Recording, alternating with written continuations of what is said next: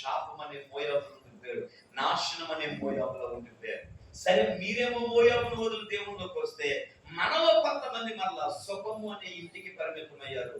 Ruth లాంటి వాళ్ళందరూ మీరు ఇక్కడ కూర్చొని ఉన్నారు. స్తోత్రం. రూతు లాంటి వాళ్ళందరూ ఒక స్తోత్రం చెప్పండి.